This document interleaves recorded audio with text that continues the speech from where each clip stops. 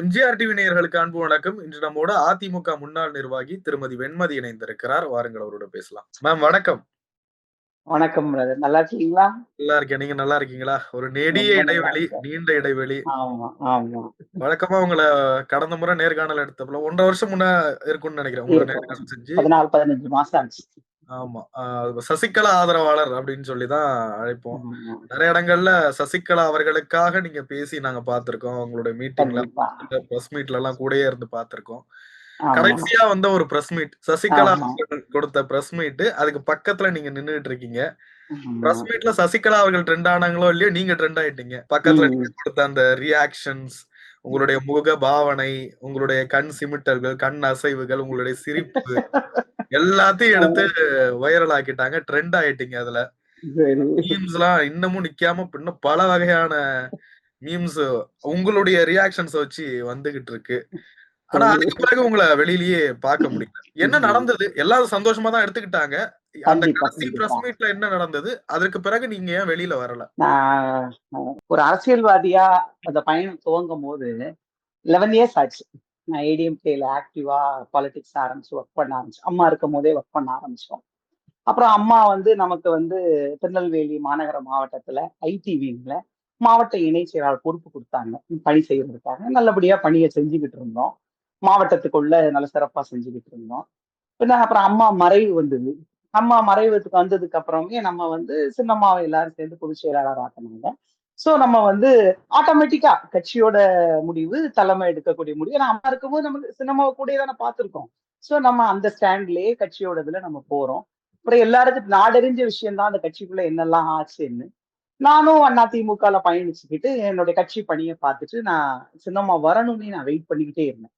அவங்க வரணும், வந்தா கட்சி நல்லா ஆயிடும் அப்படின்னு சொல்லி அவங்களுக்காகவே வெயிட் பண்ணேன். அவங்க வந்த உடனே நான் என்னை போய் அவங்க கிட்ட ஒர்க் பண்றதுக்கு இணைச்சிட்டு நான் அவங்களுக்கு கீழே பணியாற்றணும். இந்த மீம்ஸை பத்தி சொல்லும் போதுதான் பாலிடிக்ஸ்ன்னு சொல்லும் போது பொதுவா ஒரு ஒரு ஆபீஸ், இப்ப நீங்க பிரதர் நீங்க ஒரு ஆபீஸ்ல வேலை பாக்குறீங்கன்னா அங்கேயே நம்ம சொல்லுவோம், எப்பா ஒரே பாலிடிக்ஸ் தான் இருக்கு அப்படின்வோம். ஒரு பணி செய்யக்கூடிய இடத்துல அவ்வளவு பாலிடிக்ஸ் இருக்கும் போது அப்ப பாலிடிக்ஸுக்குள்ள எவ்வளவு பாலிடிக்ஸ் இருக்கும்னு நம்ம யோசிச்சு பார்க்கணும். ரொம்ப ரொம்ப டஃப்பான ஒரு ப்ரொஃபஷன். அதுவும் முக்கியமா பெண்களுக்கு நான் உடனே பாலினம் ரீதியா ஆண் பெண் எங்களுக்கு கூட கொஞ்சம் பெண்களுக்கு அதிகமான இது வேணும் அந்த மாதிரிலாம் நான் எதுவுமே பேசல. பட் இந்த பிராக்டிகலி ஸ்பீக்கிங் பெண்களுக்கு கொஞ்சம் ப்ராக்டிக்கல் லைஃப்ல இது ஒரு ரொம்ப டஃப்பான ப்ரொஃபஷன் தான். அதுல நம்ம வித்ஸ்டாண்ட் ஆகி நம்ம வர்றதுங்கிறது ரொம்ப கஷ்டம்.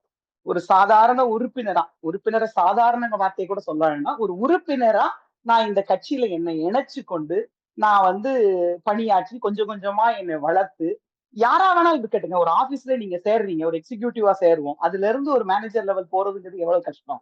அதே மாதிரி ஒரு கட்சியில ஒரு லீடர் இருக்காங்கன்னா அந்த லீடருக்கு கிட்ட போய் நம்ம நிக்கணும்னா அதுக்கு பின்னால நம்மளோட உழைப்பு எவ்வளவு இருக்கணும். உழைப்பும் விசுவாசமும் இல்லைன்னா அந்த இடத்தெல்லாம் நம்ம நினைச்சே பார்க்க முடியாது.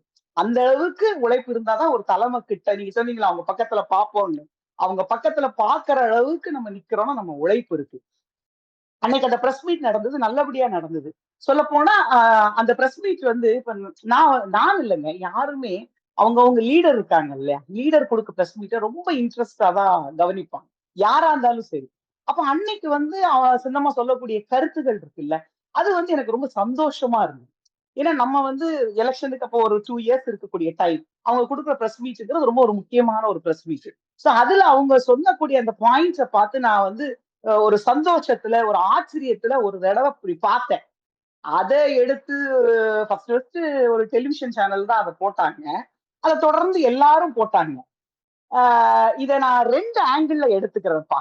எப்படின்னா ஒரு அரசியல்வாதிக்கு பேசிக்கா எல்லாரும் என்ன நினைப்பாங்க, நம்ம உங்களோட இயல்பே மக்கள்கிட்ட அதுதானே. உங்களோட இயல்பே அப்படிதான். அப்படிதானே. அப்படிதான் எது நீங்க அந்த மாரி இப்ப நான் ரியாக்ஷன். உங்ககிட்ட எப்படி பேசிக்கிட்டு இருக்கேன் அத மாதிரிதான் நான் எல்லா இடத்துலயும் சாதாரணமா இருப்பேன்.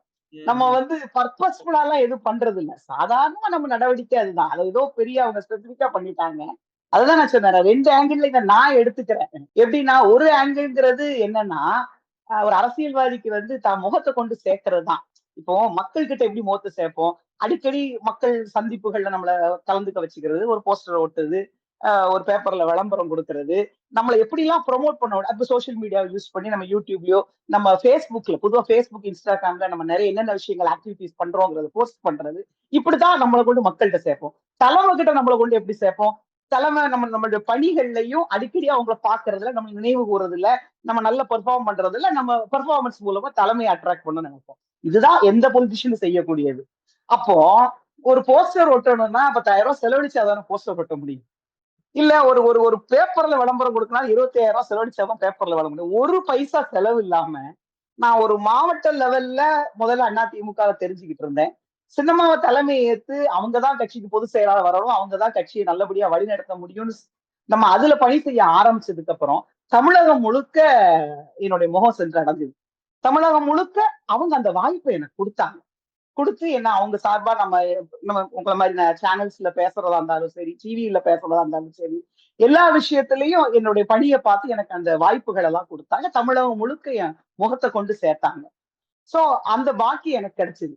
ஆனா இவங்க மீம்ஸ் அப்படின்னு போட்டு என்னைய வந்து இன்டர்நேஷனல் லெவல்ல ஃபேமஸ் ஆக்குனாங்க. அததான் சொன்னேன், அரசியல்வாதிய என்ன எதிர்பார்ப்பாங்க, ஃபேமஸ் ஆக்கி விடுறது. இது ஒரு ஆங்கிள். இன்னொரு ஆங்கிள் எப்படின்னா, அது கொஞ்சம் பெயின்ஃபுல்லான ஆங்கிள் தான். யாருமே வந்து எனக்கு ஒண்ணுமே ஹர்ட்டே ஆகல, என்ன வேணாலும் பண்ணலாம், நான் ஹர்ட் ஆக மாட்டேன் அப்படிங்கிறது கிடையாது. நான் சொன்னேன்ல, ஒரு ஒரு லேடியா நம்ம யாருமே லேடியோ ஜென்ஸோ அரசியல்ல வளர்ந்து தலைமை கிட்ட போய் நிக்கிறேன்னா அது அது ரொம்ப பெரிய ப்ராசஸ். நம்ம நிறைய கடுமையா உழைக்கணும் அதுக்கு. நம்ம ஹெல்த் அஃபெக்ட் ஆகும், ஃபேமிலியில அஃபெக்ட் ஆகும். ஒரு ஃபேமிலியே கோஆபரேட் பண்ணணும், ஒரு ஆள் ஒர்க் பண்ணணும்னா. சோ அவ்வளோ கஷ்டப்பட்டு நம்ம டே அண்ட் நைட் நம்ம சின்சியரா ஒர்க் பண்ணாதான் அந்த இடத்துக்குலாம் வர முடியும். அப்படி கஷ்டப்பட்டு ஒரு இடத்துல வந்து நிக்கிறோம். நீங்க ஜஸ்ட் லைக் தட் நீங்க மீம்ஸ் போட்டு ஒரு ஆளை வந்து டீஸ் பண்றதுங்கிறது இருக்குல்ல, அது வந்து ஹர்ட். அதுலயும் நான் என்ன சொல்றேன், நீங்க நல்ல மாதிரி பண்ணீங்க வச்சீங்க, நான் அதை கூட பெருசா எடுக்கல. சில போடக்கூடாத பேஜ்ல எல்லாம் என் ஃபேஸ மட்டும் போட்டு போட்டது வந்து என்ன கொஞ்சம் ஹர்ட் பண்ணுச்சு. நம்ம லேடிஸ் நினைப்போம்ல, இந்த மாதிரி போஸ்டுக்கு எல்லாம் என் ஃபேஸ யூஸ் பண்றதா அப்படிங்கிறது வந்து கொஞ்சம் ஹர்ட்டான ஒரு விஷயம் தான். அது ஏன்னா எனக்கும் ஐ டு ஹேவ் அ ஃபேமிலி. நம்ம பப்ளிக் லைஃப்ல வந்தாலும் நமக்கும் குடும்பம் இருக்குங்க. குடும்பத்தில் உள்ளவங்களுடைய உணர்வுகளை எந்த அளவுக்கு அது பாதிக்கும். நம்ம அரசியலுக்கு வந்துட்டவங்களுக்காக நீங்க எங்களை கிரிட்டிசைஸ் பண்ணுங்க, நல்லதோ கெட்டதோ கிரிட்டிசைஸ் பண்ணுங்க, நாங்க கத்துக்கிறோம், திருத்திக்கிறோம், வளர்த்துக்கிறோம், அதெல்லாம் ஓகே. நல்லது பண்ணா பாராட்டுங்க, தவறு பண்ணா நீங்க அதாவது குற்றத்தை சுட்டி காட்டுங்க, மீம்ஸ்ல குற்றத்தை சுட்டி காட்டுங்க. பட் ஆனா வந்து என் ஃபேஸை யூஸ் பண்ணி நீங்க வந்து தவறான இடங்கள்ல போஸ்ட் பண்ணும்போது அது என்ன வந்து கண்டிப்பா மனதளவுல பாதிக்கும். அதான் சொன்னேன், நான் 2 ஆங்கிள் இதை பத்தி பேசணும்னு. அது கொஞ்சம் பெயின்ஃபுல்லான விஷயம் தான். பட் அதையும் நம்ம வந்து கடந்து வந்துட்டோம். அதுதான் அதுல பத்தி இது சொல்ல கண்டிப்பா வந்தது. எல்லாருமே சந்திக்க கூடியதுதான். ஒரு கட்டத்துல இது இயல்பா நடக்கக்கூடியது. சில விஷயங்கள நம்ம கட்டுப்படுத்தவும் முடியாது. ஏன்னா யார் யாரோ முடியாது. கரெக்ட். தெரியாத நபர்கள்லாம் நம்மளுடைய முகத்தை அதுதான் விஷயம். அத ஏன்னா அததான் கண்டுபிடிக்கிறது சொன்னேன் சார், அவங்க நடவடிக்கை பேரு மீம் கிரியேட்டர்ஸ். இப்ப ம். நம்ம வந்து மீம்ஸ் போடுறவங்க யாரு, மீம் கிரியேட்டர்ஸ். அந்த அந்த அந்த ப்ரொஃபஷன்ல இருக்கவங்களுக்கு கிரியேட்டிவிட்டியா இருக்கிறதா கிரியேட்டர்ஸ்னு பேர் கொடுக்குறோம். சோ அடுத்தவங்க, இது நான் பொதுப்படையா சொல்றேன், நானும் இல்ல, பொதுப்படையா சொல்றேன், அடுத்தவங்களை ஹர்ட் பண்ணாத அளவுக்கு நம்ம வந்து கிரியேட்டிவா பல விஷயங்களை செய்யலாம். இது இப்படியெல்லாம் வந்தது. ஒரு பக்கம் உங்களுடைய ரியாக்ஷன்ஸ ரசிச்சு கூட நெறைய பேர் போட்டிருந்தாங்க. அந்த அக்கா எவ்வளவு நல்ல ரியாக்ஷன் குடுக்குறாங்க. எவ்வளவு அழகா கண்ண சிமிட்டுறாங்க. எப்படி அழகா சிரிக்கிறாங்க. இத பத்தி பாசிட்டிவாவும் நெறைய வந்தது. இல்ல அதான் நான் இதுதான் சொல்றேன், பாசிட்டிவ் இருக்கு, நெகட்டிவ் இருக்கு. வரவேற்கணும், ஏத்துக்க வேண்டியதான், வேற என்ன சரி. பண்றது. ஓகே. இது வந்து எல்லாருக்கும் புரியுது. இது வந்து ம். இயல்ப மீறி, நம்முடைய கட்டுப்பாட்ட மீறி நடக்கிற ஒரு விஷயம். அரசியல்ன்றது விமர்சனத்திற்கு அப்பாற்பட்டது இல்லல்ல. அப்பாற்பட்டது எல்லாருடைய பொது கண்டிப்பா. வாழ்க்கையும் அதுதான். ஆனா அதற்கு பிறகு எந்த ஒரு அரசியல் நிகழ்வுகள்லயுமே உங்கள பார்க்க முடியல. ஈவன் திருமதி ம். சசிகலா அவர்கள் கூட பார்க்க முடியல. என்ன காரணம்? ம். இல்ல, அதுக்கப்புறம் என்னோட அரசியல் நிகழ்வுல பார்க்க முடியலன்னு நம்ம சொல்ல முடியாது. வெளியே நீங்க தெரியலங்கிறதுனால. பட் அந்த இல்ல சம்பவம் சசிகலா நடக்குது. அவர்கள் பெரும்பாலும் எங்க போனாலும் அங்க நீங்க இருப்பீங்களா? நான் இருப்பேன். ஜூன் 17th வந்து இது நடக்குமா, அந்த பிரஸ் மீட் நடக்குது. மறுநாள் இந்த மீம்ஸ் போட்டுட்டாங்க. ஆனா அதுக்கப்புறம் நான் வந்து 19th வந்து எங்க திருநெல்வேலிக்கு வந்துட்டேன், ஊருக்கு வந்துட்டேன். எனக்கு வந்து தலைமையில இருந்து அம்மா எனக்கு ஒரு ஒர்க் கொடுத்திருந்தாங்க. ஏன்னா அவங்க வந்து தமிழகம் முழுக்க சுற்றுப்பயணம் வரக்கூடிய அந்த பயணத்தை திருநெல்வேலி தென்காசி மாவட்டத்துல ஆரம்பிக்கிறதா இருந்தது. அதுக்குரிய பணிகளை எனக்கு வந்து கொடுத்தாங்க. சோ நான் வந்த உடனே சொல்ல போனா 20th தான் நினைக்கிறேன், 19th நான் வந்து வந்ததுக்கு அப்புறம் கூட நம்ம நியூஸ் 7ல டிபேட்ல அன்னைக்கு ஈவினிங் கலந்துக்கிட்டேன். அந்த ஷோவை முடிச்சிட்டு அதுக்கப்புறம் நான் வந்து நான் அந்த 2 மாவட்டத்தையும் சேர்த்து பார்த்துக்கிட்டு இருந்தேன். திருநெல்வேலி தென்காசி 2 மாவட்டத்தையுமே நான் சேர்ந்து பார்த்துக்கிட்டு இருந்ததுனால சுற்றுப்பயண விவரமா நான் டெய்லி ரெண்டு ரெண்டு டிஸ்ட்ரிக்ட்மே நான் திருநெல்வேலியில இருந்து நான் டிராவல் பண்ணிக்கிட்டே தான் இருப்பேன். சோ நான் அங்க என்னுடைய வேலைகளை பார்த்து அவங்களுடைய டூர் சார்பா என்னுடைய பணிகளை நான் செய்ய ஆரம்பிச்சிட்டேன். சோ அந்த வேலைகள் வந்து நடந்துகிட்டு இருந்தது. அந்த வேலைகள் நல்லபடியா நடந்துகிட்டு இருந்தது. அது நடக்கும்போது அதுல சில வருத்தக்கூடிய விஷயங்கள் எனக்கு பர்சனலா நடந்தது. சோ அரசியல் ரீதியா கட்சிக்குள்ள சில விஷயங்கள் நடந்தது. அது வந்து நான் வந்து இது சரியா போகல. இது இது இப்படி போனா இது சரியா இருக்காது அப்படிங்கிறத உணர்ந்து, நான் வந்து கொஞ்சம் அமைதியா இருப்போம்ன்னு சொல்லி நான் அமைதியா இருந்தேன். சொல்லப்போனா நீங்க அப்புறம் பார்க்கலன்னு சொன்னீங்க. அதுக்கப்புறம் அவங்க ஃபர்ஸ்ட் டைம் தென்காசி சுற்றுப்பயணத்துக்கு வரும்போது, மதுரை ஏர்போர்ட்ல போய் அவங்கள ரிசீவ் பண்ணி வெளிய கூட்டு வந்தேன். இது சரியா போகல. இல்ல சரியா போகலங்கிற சென்ஸ் என்னன்னா, ஆ நான் என்ன என்ன ஃபீல் பண்ணேன்னா, அவங்க ஒரு பெரிய லீடர். ரொம்ப பெரிய லீடர். அம்மாவோட 33 வருஷம் பயணிச்சவங்க. எனக்கு சொல்லப்போனா அவங்கள பத்தி நான் சொல்லணும் என்னைக்குமே என் லைஃப்ல நான் அந்த ஒரு விஷயம் நான் நன்றிக்குரியவளா இருக்கேன். எனக்கு அவங்க ஒரு குரு. அம்மான்னு நம்ம சொல்றது சின்னம்மான்னு எல்லாரும் சொல்லுவாங்க. நான் அவங்கள அம்மான்னு சொல்லியே பழகிட்டேன். அ குரு, குருன்னு தான் நான் சொல்லுவேன். அப்படி ஒரு எனக்கு நெறைய விஷயங்கள் லைஃபா இருக்கட்டும், பாலிடிக்ஸ்ல வந்து நெறைய கத்துக் குடுத்துருக்காங்க. சொல்லப்போனா, நான் வந்து திருநெல்வேலி மாவட்டத்துக்குள்ளேயே தான் நம்ம பயணிச்சிருந்தோம். தென்காசிங்கிறது நமக்கு திருநெல்வேலி புறநகர் தான். இனிஷியலா அது புறநகர், அப்புறம் தென்காசி மாவட்டம் ஆயிடுச்சு. பட் இருந்தாலும் நம்ம இந்த மாவட்டத்துக்குள்ளே அரசியல் பண்ணிக்கிட்டு இருக்கும்போது 2021ல அவங்க தான் எனக்கு கான்ஃபிடென்ட்ட குடுத்து, "நீ போ அது தென்காசின்னு நினைக்காத. அது நம்ம புறநகர் தான். நீ அங்கேயும் டிராவல் பண்ணி அங்க வொர்க் பண்ணுனாங்க." சொல்லப்போனா யாருக்குமே தெரியாம தெரியாம இந்த சென்ஸ்ல வெளிய பெரிய மீடியாக்கெல்லாம் தெரியாம நான் ஒரு 2021ல இருந்து on a day to day basis நான் தென்காசி மாவட்டத்துக்குள்ள போய் என்னுடைய கட்சி பணிகளை பார்க்க ஆரம்பிச்சேன். அதுக்கப்புறம் தான் 2022ல அவங்க சுற்றுப்பயணமே வெளியே வந்தாங்க. சோ அதுல இருந்து எனக்கு ஒவ்வொரு விஷயமும் அவங்க சொல்லி கொடுத்து இதை பண்ணு அதை பண்ணுன்னு சொல்லி அன்றாட அந்த ஒரு 4 வருஷமும் அவங்க வந்து எனக்கு கத்துக் கொடுத்தது ரொம்ப ரொம்ப நினைச்சே பார்க்க முடியாது. அவ்வளவு விஷயங்கள் அரசியல் ரீதியா எனக்கு சொல்லி கொடுத்துருக்காங்க. நான் அவங்க சொன்ன வேலையை ஒரு குரு என்ன சொல்றாங்களோ அத சிஷ்யா இருந்து நான் அப்படியே செயல்படுத்துவேன். அவங்க மனசுல அதுல கொஞ்சம் கூட துளி கூட அவங்க மனசு நோகாத அளவுக்கு என்னுடைய பணிய வந்து நான் சிறப்பா பாராட்டுதலுக்குரிய அளவுக்கு நான் வந்து என்னோட பணிய நான் செஞ்சுகிட்டு இருந்தேன். அவங்க தமிழகம் முழுக்க எங்க டிராவல் பண்ணாலும், அம்மா போறாங்கன்னா நம்ம போணும். அது நம்ம வேலை. அவ்வளவுதான். எனக்கு அத தாண்டி நான் வேற எதுவுமே சிந்திக்கல. ஏன்னா நமக்கு எனக்கு எனக்கு என்னன்னா, நம்ம வந்து அரசியல் வந்து எப்படி வந்தோம்னா, ரொம்ப சின்ன வயசுல குடும்பமே அரசியல் குடும்பம்ங்கிறதுனால, கட்சிங்கிறத விட்டா எனக்கு வேற எதையுமே நான் சிந்திச்சதே கிடையாது. சின்ன வயசுல இருந்தே அரசியலுக்குள்ள வரணும். அது நம்ம பேஷன். நம்ம லட்சியமே, ஆம்பிஷனே பாலிடிக்ஸ்.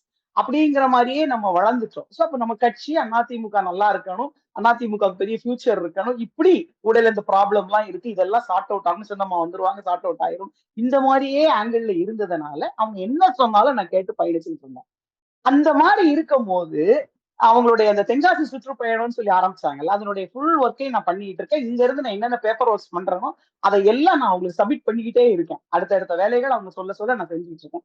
இதுக்கு ஊடையில சில பீப்பிளோட நெருக்கடியால நான் வந்து அமைதியாக வேண்டிய சூழ்நிலை வந்துச்சு. நான் வந்து சரி ஓகே, நம்ம பண்ணலன்னா என்ன? பண்ணட்டும். அது வந்து சக்சஸ்ஃபுல்லா என்ன ஆகட்டும். நெருக்கடி நம்ம இருந்தாலும் சசிகலா என்ன அவர்கள்ட்ட சார்? சொல்லியிருக்கலாமே. இல்ல நான் அவங்களுக்கு தெரியப்படுத்திட்டேன். என்ன எனக்கு எனக்கு என்ன பிரச்சனை இருந்ததுங்கிறத நான் தெரியப்படுத்திட்டேன். தெரியப்படுத்திட்டு நான் இல்ல வந்து இதுக்கு இதுக்கு அமைதி நடுவுல காத்தேன். அந்த மீம்ஸ பத்தி அவங்க என்ன சொன்னாங்க? அவங்களுடைய ரியாக்ஷன் இல்ல என்னவா? அவங்கள வந்து அவங்க தான் எனக்கு அதுல கான்ஃபிடன்ட் குடுத்தாங்க. நான் மீம்ஸ் விஷயத்துல ஃபர்ஸ்ட் நான் பெருசா எடுக்கல. அப்புறம் சில சில இது கொஞ்சம் போஸ்ட் அதிகமாகும்போது நான் கொஞ்சம் ஹர்ட் ஆனேன். அப்ப அவங்க தான் எனக்கு அந்த கான்ஃபிடென்ட்ட குடுத்தது. பொது வாழ்க்கையில இதெல்லாம் ஒரு விஷயமே கிடையாது. நம்ம வேலைய மட்டும் பார்த்துக்கிட்டு இருக்கணும். நமக்கு வேலை என்ன? நான் உனக்கு என்ன வேலை குடுத்துருக்கேன்? அந்த வேலைய மட்டும் தான் நீ பார்த்துக்கிட்டு இருக்கணும்.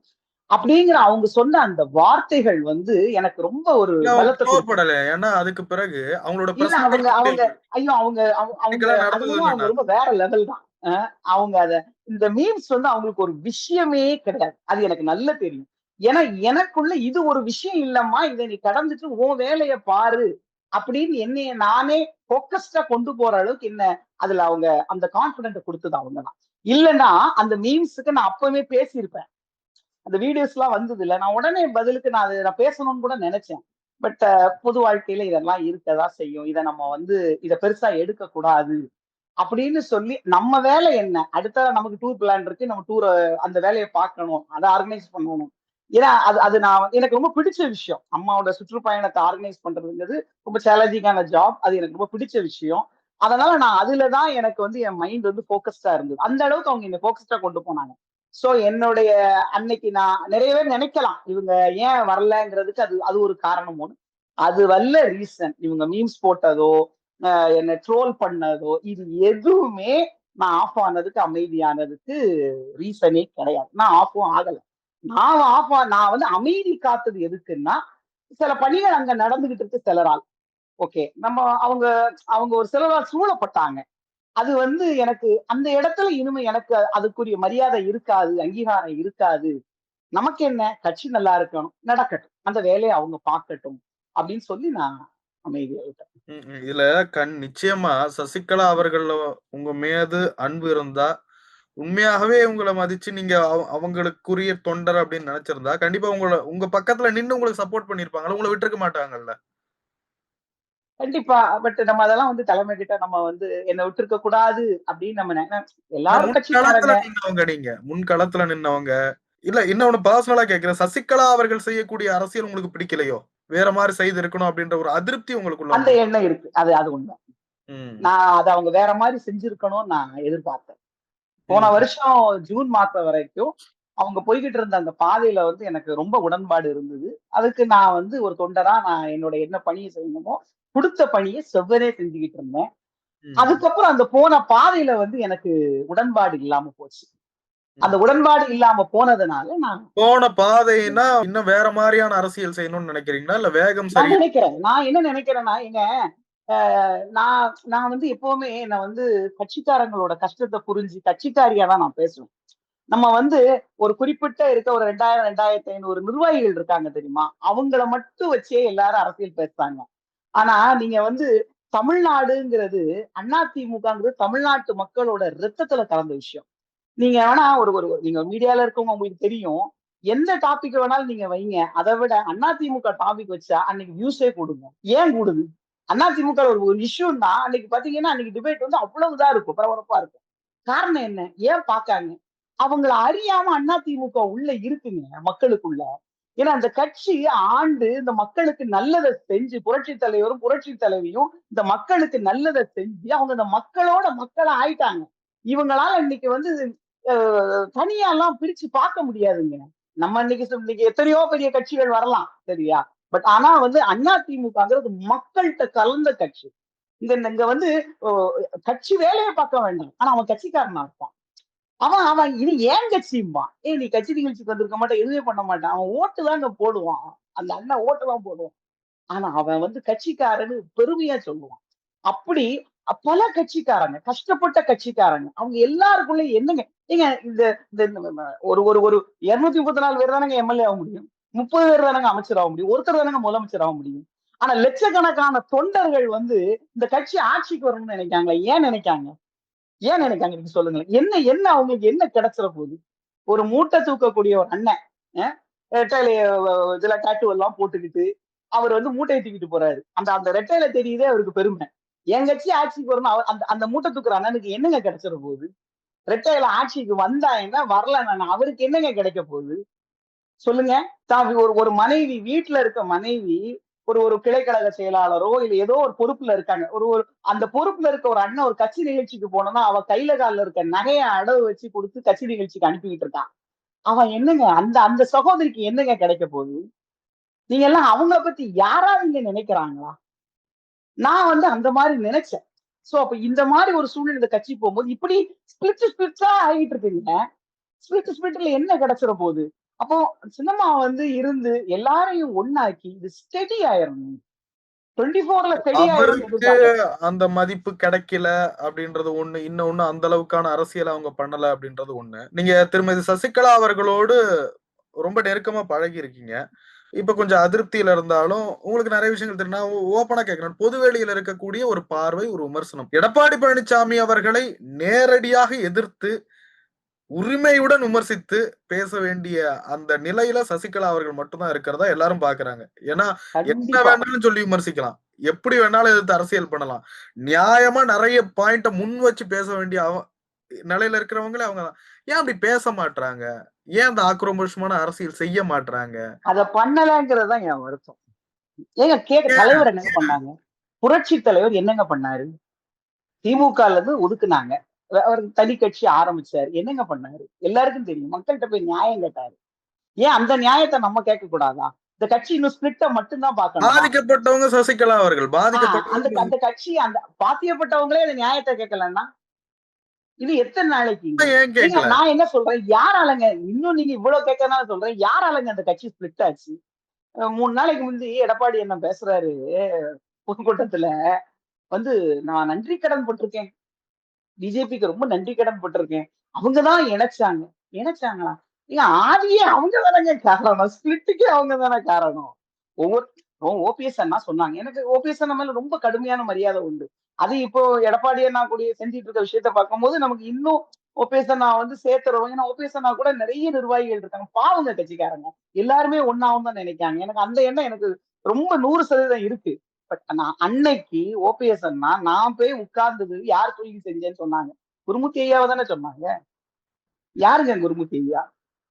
அதிமுகவுக்கு வந்து யாருங்க இவங்கெல்லாம்? ஏங்க அதிமுகல எந்த டிசிஷன் எடுக்க நாளைக்கு செங்கோட்டையன் சொல்றாங்க. ரொம்ப நல்ல கருத்து. இன்னைக்கு நீங்க பாருங்க செங்கோட்டையன் வீட்டுல கட்சிக்காரங்க குமிஞ்சுக்கிட்டு இருக்காங்க. போய் போய் போகவே முடியல. அவ்வளவு தூரம் கட்சிக்காரங்க போய் பார்த்துக்கிட்டு இருக்காங்க. ரொம்ப சந்தோஷம். இதுதான் அந்த அந்த கட்சிக்காரங்க நாம சொன்னல அவங்க எம்எல்ஏவா போறாங்களா, மந்திரியாவா போறாங்களா? ஏங்க கவுன்சிலர் கூட ஆக மாட்டாங்கங்க.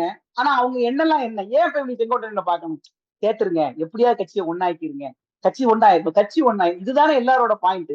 ஆனா நீங்க எல்லாரும் எனக்கு அந்த செங்கோட்டையனை ஏன் டெல்லிக்கு போகணும்?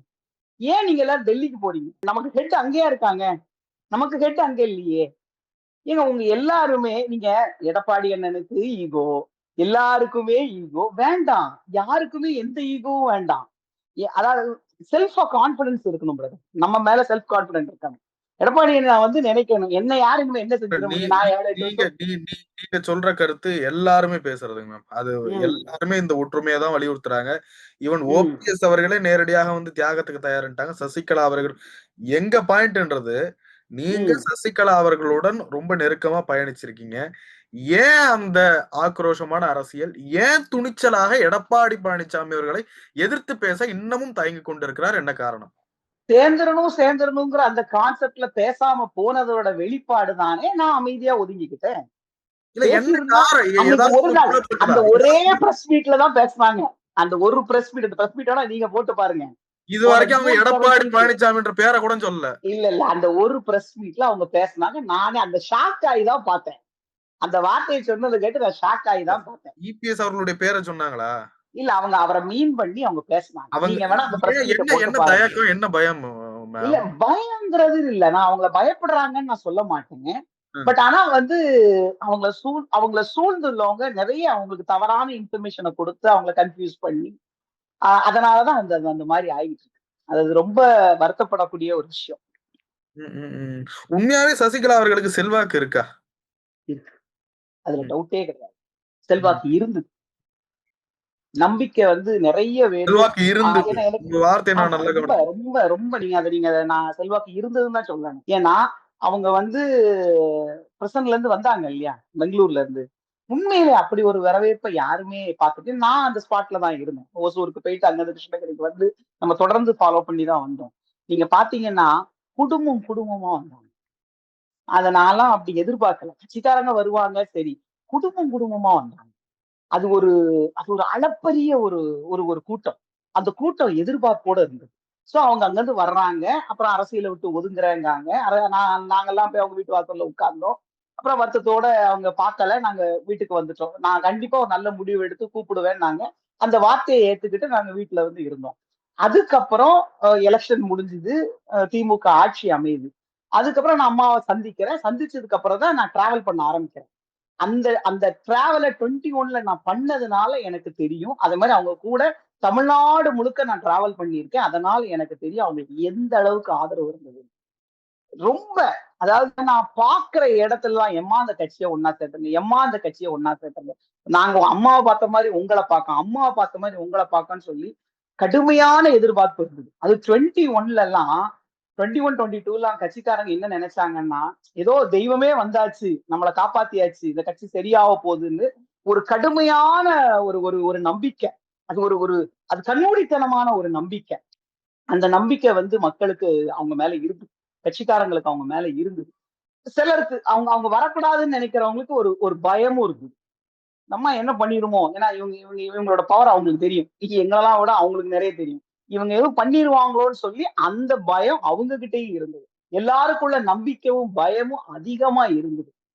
அது நாளடைவு அவங்க போய்கிட்டு இருந்த பாதை ரொம்ப சரியான பாதையா இருந்தது. அந்த பாதை என்னைக்கு மாறுச்சோ, இன்னைக்கு வந்து நம்பிக்கை வந்து எல்லாருக்குமே நம்பிக்கை விட்டு போயிரும். நான் என் நம்பிக்கை இழந்தேன்ல.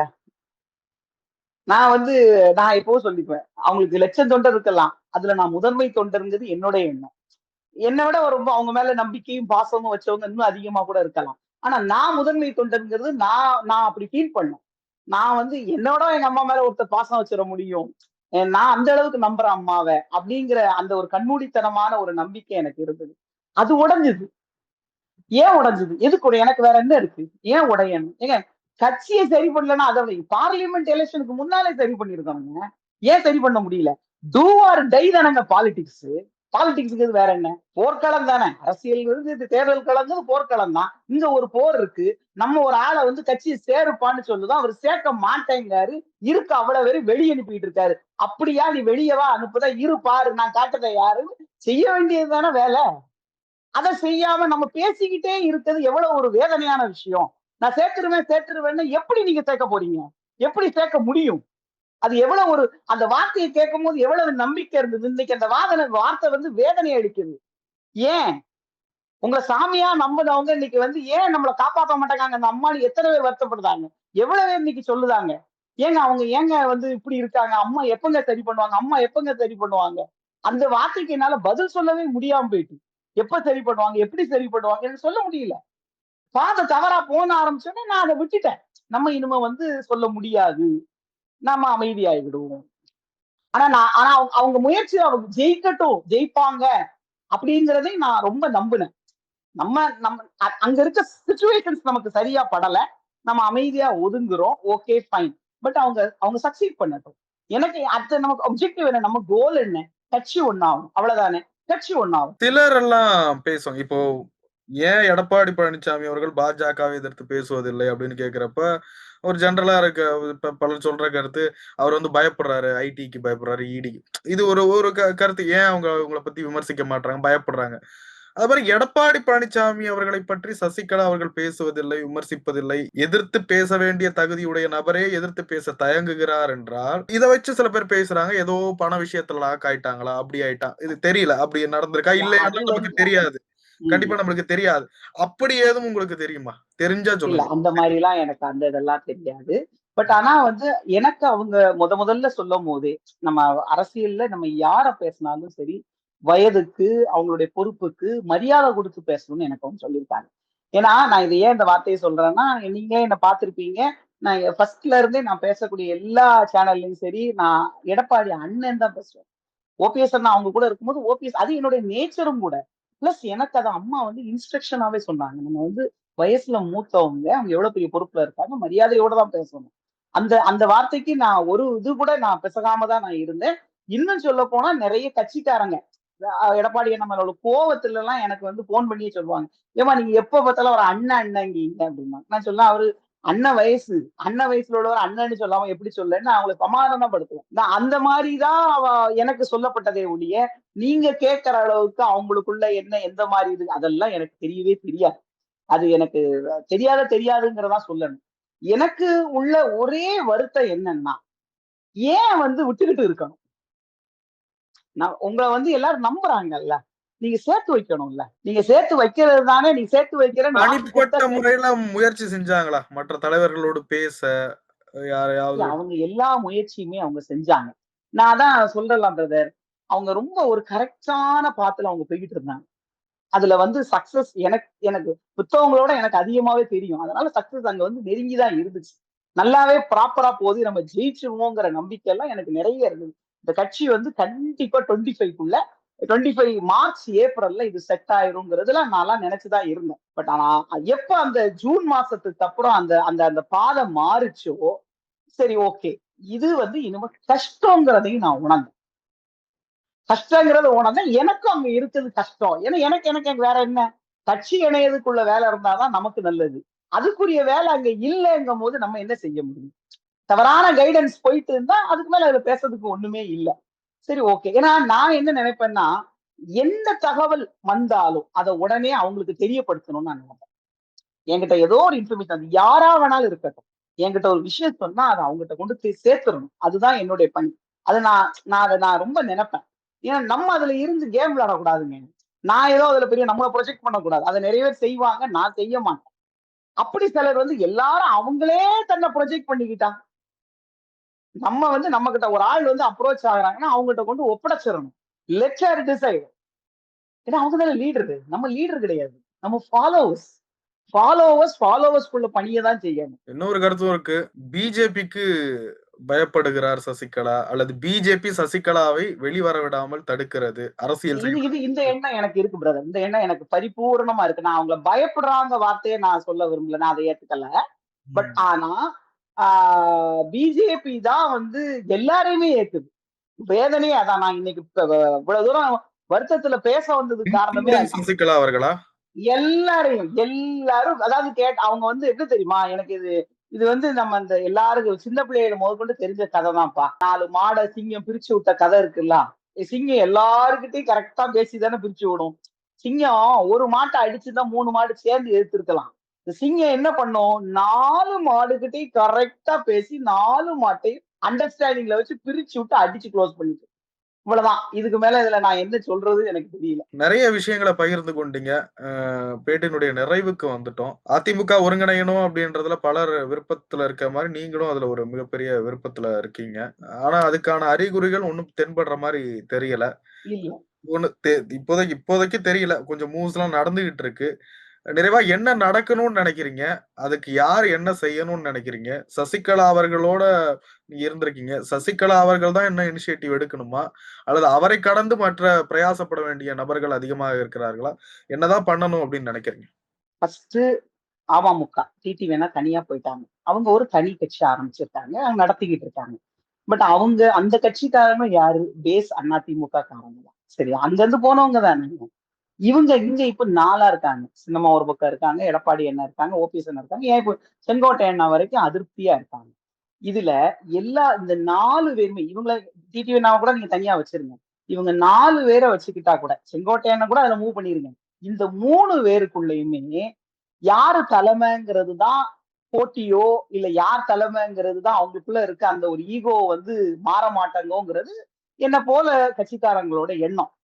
இவங்க வந்தா இவங்களுக்கு எதாயிருமோ, அவங்க வந்தா அவங்களுக்கு எதாயிருமோ அப்படின்னு அந்த ஒரு ஃபியர்ல இப்ப இந்த அம்மா வந்தா நமக்கு என்ன பொசிஷன் அப்படின்னு அவர் கூட நினைக்கலாம். சரி இவ்வளவு நாள் நம்ம வச்சுக்கிட்டோம்.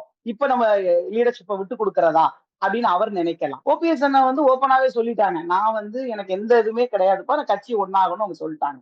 சோ இவங்க இந்த 3 பேரும் அவங்களுக்குள்ள இருக்க அந்த ஈகோவெல்லாம் விட்டுட்டு நம்ம வந்து ஏன்னா எல்லாருமே இன்னைக்கு இந்த கட்சியால தானங்க நல்லா இருக்கீங்க. இவ்வளவு தூரம் நம்ம முதலமைச்சரா இருந்திருக்கோம். இவ்வளவு பதவிகள்ல வகிச்சிருக்கோம்னா யாரால? அதிமுகவால தானே.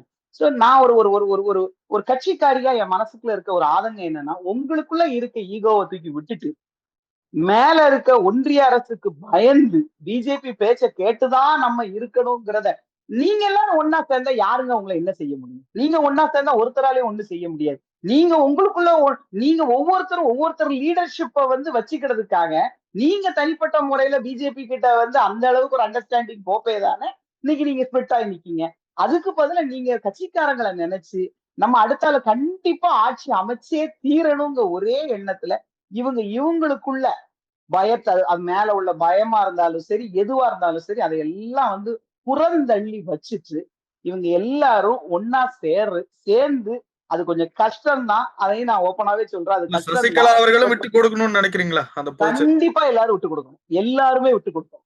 இதுல நான் இப்படித்தான் இருப்பேன், நீ இப்படித்தான் இருப்பேங்கிற பேச்செல்லாம் இல்லாம, ஏதோ ஒரு கட்டத்துல நம்ம வந்து நீங்க கடைசியில எல்லாருமே ஒரே ஃபேமிலி தானங்க. ஏடிஎம்கேங்க ஃபேமிலி தானே. இந்த 3 பேருமே ஏடிஎம்கே தானே தன்னை சொல்லிக்கிடுதாங்க. யாருமே வேற தன்னை சொல்லிக்கிடல. நான் அப்படி சொன்னேன்ல, நான் ஏடிஎம்கே காரி தான். இந்த அண்ணா சொல்ல என்னுடைய உறுப்பினர் கார்டு அவட்ட இல்ல. அவ வந்து என்னுடைய எடப்பாடி சொல்லலாம். அவ என்னுடைய உறுப்பினர் கார்டை வைக்கல. அவ அதிமுக இல்லைன்னு அவர் சொல்லலாம். ஆனா நான் ஆதியில இருந்து அதிமுக நான் என்னுடைய உரிமையை நான் சொல்லுவேன். அவர் கிளைம் பண்ணிக்கலாம். இன்னைக்கு சட்ட ரீதியா அவங்கள்ட்ட உறுப்பினர் கார்டு இல்லன்னு சொல்லிட்டு. பட் ஆனா என்ன மாரி எத்தனையோ கட்சிக்காரங்க அவ்வளவு பேர் அதிமுகன்னு தன்னை சொல்லிக்கிறாங்க. இவங்களுக்காவது இவங்க 3 பேரும் ஏதோ ஒரு காம்ப்ரமைஸ்க்கு வந்து சேர்ந்தா கட்சிக்கு நல்லது. ஆட்சி அமைக்கலாம். அதே மாதிரி செகண்ட் பாயிண்ட், நீங்க இந்த மக்கள் தமிழ்நாட்டோட மனநிலைங்கிறது என்னன்னா, பிஜேபிக்கு எதிரான ஒரு மனநிலை. அதையும் இவங்க புரிஞ்சு நடந்துகிட்டா அது தமிழ்நாட்டுக்கு நல்லது. சேர்ந்தா கட்சிக்கு நல்லது. பிஜேபியை புறந்தள்ளி வச்சுட்டு மக்களை நம்புனா தமிழ்நாட்டுக்கு நல்லது. அதிமுக ஆட்சி அமைக்கும். நிறைய விஷயங்களை பகிர்ந்து கொண்டீங்க. ஏறக்குறைய ஒரு நீண்ட நெடிய இடைவெளிக்கு பிறகு நிறைய மறைந்திருக்கக்கூடிய தகவல்களையும் சொல்லி இருக்கீங்க. உங்களுடைய அரசியல் பயணம், நீங்கள சந்தித்த வழிகள், வேதனைகள் குறித்தும் பகிர்ந்து கொண்டிருக்கீங்க. நல்லதே நடக்கும். பொறுத்திருந்து பார்க்கலாம் எப்படி போகிறது என்று. நிறைய விஷயங்களை பகிர்ந்து கொண்டதற்கு ரொம்ப நன்றி. தேங்க்யூ. நன்றி.